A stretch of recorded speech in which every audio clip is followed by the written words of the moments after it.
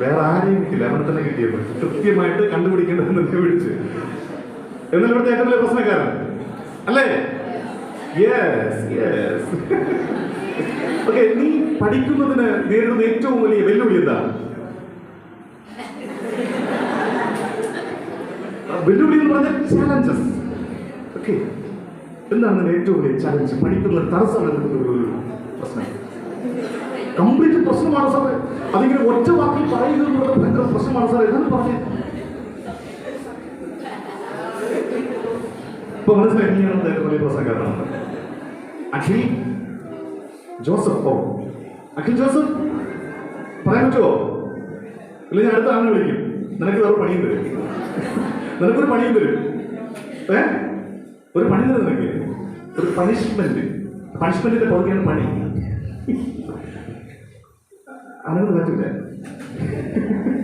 Parents ഉണ്ടോ? അഖിൽ ജോസഫിന്റെ parents ഉണ്ടോ ഇവിടെ?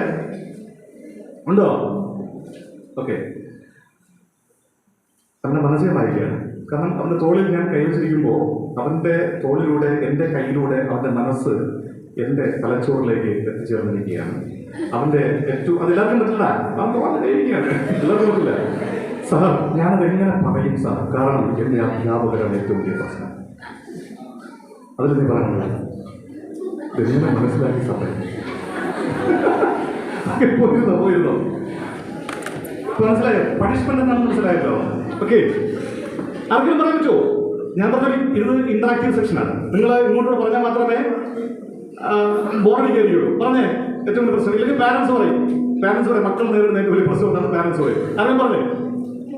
ഇതൊക്കെ പറയാൻ മിടുക്കല്ലേ? സ്വിസ് സെൻട്രൽ സ്കൂളിലെ പിള്ളേര് എന്താ റെസ്പോൺസ് ഇല്ലാത്ത കുട്ടികളാണോ? പറഞ്ഞേ, ഇങ്ങോട്ട് പറഞ്ഞേ. പേരെന്താണ്? ആദിത്യ പറയും. ഞാൻ പറയാം. ഞാൻ പഠിച്ചിരുന്നപ്പോ എനിക്ക് അനുഭവപ്പെട്ട ഏറ്റവും വലിയ വെല്ലുവിളി എന്ന് പറയുന്നത് ഉറക്കമാണ്. എന്ന് പറഞ്ഞാൽ എന്താണ്? പുസ്തകം, അയ്യോ സാറേ ഇതൊക്കെയാണ് ഉദ്ദേശിച്ചത്. നിങ്ങൾ നേരിടുന്ന പ്രശ്നങ്ങൾ തന്നെയാണ് ഉദ്ദേശിച്ചത്. പുസ്തകം തുറന്നു വെച്ച് ഒരു പാരഗ്രാഫ് വായിക്കുമ്പോൾ തന്നെ ഉറക്കമെന്ന ശത്രു വരും. അങ്ങനെ പരീക്ഷാ സമയമാകുമ്പോ നേരത്തെ കുറച്ച് വേണ്ട, പക്ഷെ പരീക്ഷ ആകുമ്പോഴത്തേക്കും അങ്ങനെ വിട്ടുകൊടുക്കാൻ പറ്റുമോ? ഞാൻ അമ്മയോട് പറയും. അപ്പോൾ അമ്മ എനിക്കൊരു മരുന്ന് പറഞ്ഞു തന്നു, ഉറങ്ങാതിരിക്കാൻ ഒരു മരുന്ന് പറഞ്ഞു തന്നു. നോക്കിയപ്പോൾ രാത്രി ഏകദേശം 11 മണിയായി. അപ്പോൾ ഞാൻ ഉറങ്ങുന്നത് കണ്ട് അമ്മ അടുക്കളയിൽ നിന്ന് ഒരു പാത്രം നിറയെ തണുത്ത വെള്ളം കൊണ്ടുവന്നു, റൂമിൽ കൊണ്ടുവന്നു. എന്റെ തലവഴി ഒഴിച്ചില്ല. അങ്ങനെ പറയാവോ? ഈ തണുത്ത വെള്ളം കൊണ്ട് എങ്ങനെ ഉറങ്ങാൻ പറ്റുന്നത്? അതിനകത്ത് കാല് വയ്ക്കാൻ പറഞ്ഞു. അങ്ങനെ തണുത്ത വെള്ളത്തിൽ കാല് വെച്ച് ഇരുന്നു. അപ്പോഴത്തേക്കും ഉറക്കം പോയി. അപ്പൊ ഏറ്റവും പ്രശ്നം എന്താണ്? ഉറക്കം. നമുക്ക് ഉറക്കമില്ലാതെ, അല്ലെങ്കിൽ ഉറക്കത്തൂക്കമില്ലാതെ ഇരിക്കാം. ക്ലാസ്സിലിരിക്കുമ്പോൾ പോലും എത്ര ദിവസം അറിയാമോ ഞാൻ ഡെസ്കിന്റെ മുകളിൽ കയറിയിരുന്നത്, ഡെസ്കിന്റെ മുകളിൽ കയറി നിർത്തിയത്. ക്ലാസ്സിൽ തുടങ്ങിയാൽ ഉറക്കൊരു പ്രശ്നമാണ്. നിങ്ങൾ ഹാസ്പിറ്റൽസിലൂടെ പോകുമ്പോൾ നിങ്ങളുടെ ഫ്രണ്ട്സ് നിങ്ങളുടെ അടുത്തൊന്ന് പറയും, എടോ ഉറക്കമാണല്ലോ പ്രശ്നം. ഇപ്പോൾ നിങ്ങൾ പഠിക്കുന്ന പോലെ അങ്ങോട്ട് പോകുന്നതോറും പണ്ട് ഞങ്ങളൊക്കെ പറഞ്ഞു പഠിച്ചത് 10ാം ക്ലാസ് ജയിച്ചാൽ പിന്നെ എല്ലാം ഓക്കെ ആയി, ഇനി അങ്ങോട്ട് ഇല്ല പഠിക്കാനൊന്നും ഇല്ലെന്ന് പറയുന്നത്. പക്ഷെ 10ാം ക്ലാസ് കഴിഞ്ഞ അടുത്ത് ഞങ്ങൾ പണ്ട് പ്രീ ഡിഗ്രി ആയിരുന്നു. പ്രീ ഡിഗ്രിയൊക്കെ അങ്ങോട്ട് പോകുന്നതും പഠിത്തത്തിന്റെ പഠിക്കുന്ന കാര്യങ്ങൾ കൂടി വരും. ഓക്കെ, അപ്പോൾ നിങ്ങൾ അങ്ങോട്ട് പോകുമ്പോൾ അങ്ങനെ തന്നെയാണ്. നിങ്ങൾ ഇങ്ങോട്ട് പോകുന്നതും പഠിക്കാൻ കൂടുതലായിട്ട്. അപ്പോൾ നിങ്ങളുടെ ഫ്രണ്ട്സ് നിങ്ങളുടെ അടുത്ത് പറയും, മെഡിസിൻ ഉണ്ട്, മെഡിസിൻ ഉണ്ട്, ഉറക്കം വരാതിരിക്കുന്നതിന് അല്ലെങ്കിൽ ഉറക്കത്തിന്റെ സമയം കുറയുന്നതിന് വേണ്ടി മെഡിസിൻ ഉണ്ട് എന്ന് പറഞ്ഞ് നിങ്ങൾക്ക് ഓരോ മെഡിസിൻസ് തരും. അത് ചിലപ്പോൾ ഗുളികയുടെ രൂപത്തിലായിരിക്കാം, ചിലപ്പോൾ പഞ്ചസാര തരിയുടെ രൂപത്തിൽ ആയിരിക്കാം, ചിലപ്പോൾ മിഠായിയുടെ രൂപത്തിൽ ആയിരിക്കാം നിങ്ങൾക്ക് തരും. MDMA പോലുള്ള സിന്തറ്റിക് ഡ്രഗ്സ്, 2 തരത്തിലുള്ള ഡ്രഗ്സ് ഉണ്ട്. സിന്തറ്റിക് ഡ്രഗ്സ് അല്ലെങ്കിൽ കൃത്രിമ ലഹരി വസ്തുക്കളും ഉണ്ട്, നാച്ചുറൽ ഡ്രഗ്സ് ഉണ്ട്. നേരത്തെ പറഞ്ഞാൽ ഈ കഞ്ചാവ്, സിഗരറ്റ്, ഇതൊക്കെ നാച്ചുറൽ ഡ്രഗ്സിന്റെ വകുപ്പിൽ വരുന്നു. അപ്പോ നിങ്ങൾ അങ്ങനെ പോകുമ്പോഴത്തേക്കും ഇത് തരും. എന്ത് തരും? ലഹരി വസ്തുക്കൾ തരും. സ്വാഭാവികമായി നിങ്ങൾക്ക് പറഞ്ഞിട്ടല്ല തരുന്നത്. നിങ്ങൾ ഒരു ദിവസം നിങ്ങൾ തരും, പിന്നെ 2 ദിവസം കഴിഞ്ഞിട്ട് വീണ്ടും തരും. ഇതൊക്കെ നിങ്ങൾ കഴിക്കുമ്പോൾ ഇതിന്റെ റിസൾട്ട് നിങ്ങൾക്ക് കിട്ടും. എന്താണ്?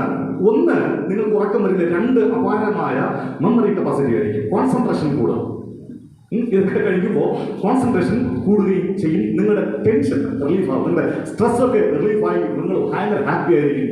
അപ്പോൾ സ്വാഭാവികമായിട്ട് നിങ്ങൾക്ക് തോന്നും ഇത് സാധനം കൊള്ളാം എന്ന് നിങ്ങൾക്ക് തോന്നും. അങ്ങനെ നിങ്ങൾ ഇത് സ്ഥിരമായി 1 2 6 ദിവസം അല്ലെങ്കിൽ 6 വട്ടം ഇത് കണ്ടിന്യൂസ് ആയിട്ട് ഉപയോഗിച്ച് കഴിയുന്നതോടുകൂടി നിങ്ങൾ ഇതിന് അഡിക്റ്റായി മാറും.